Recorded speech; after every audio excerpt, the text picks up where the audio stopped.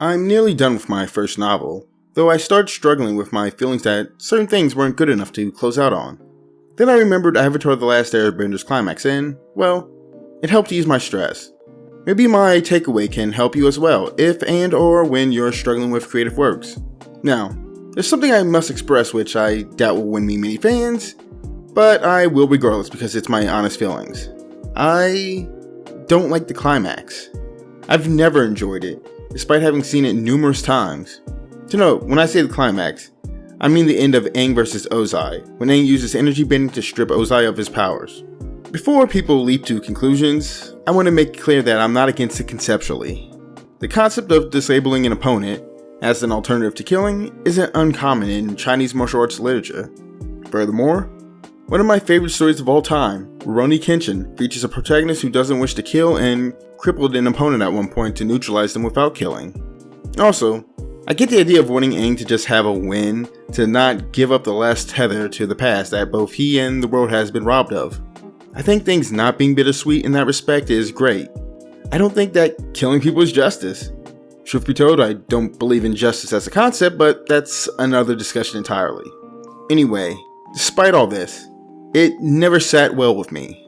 I spent years trying to put into words what went wrong with it for me, even attempting to rewrite it so it reached the same conclusion, but in a way I considered better.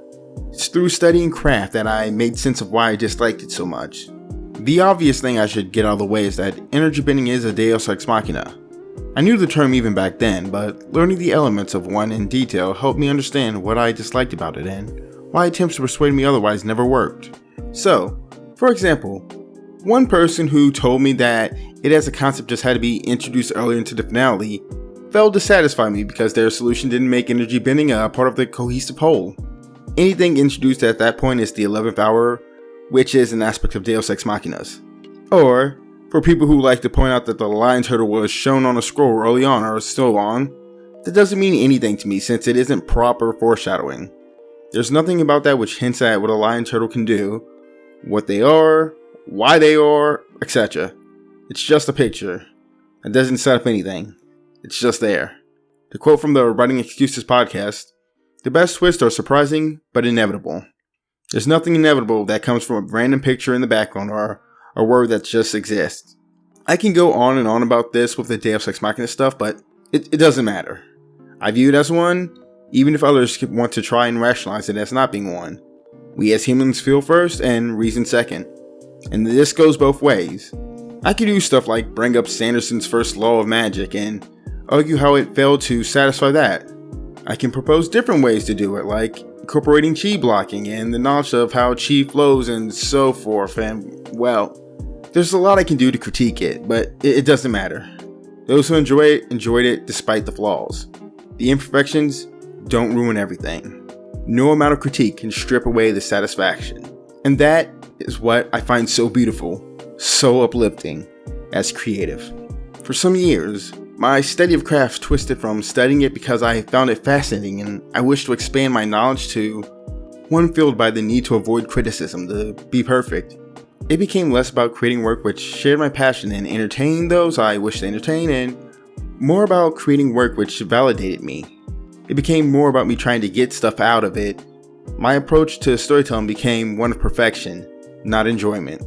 I still believe in the power of craft. Without it, creatives have no compass. In my opinion, we can't create good art without it. Art, to me, is the tangible manifestation of one's desire. And good art is art which communicates and evokes what is desired from the audience. To accomplish the latter, we need technique. It helps steer the audience to our desired reaction. It's just that we don't have to be perfect with everything to accomplish that goal. It's as the pursuit of perfection in Howard Holmes' writers best puts. If a flawed novel entertains, it has done its job. Did Avatar the Last Airbender entertain me as a whole? Yes. It's a masterpiece. I still get so much entertainment out of it, especially with the novels. I love the novels. Did the climax work for me? No.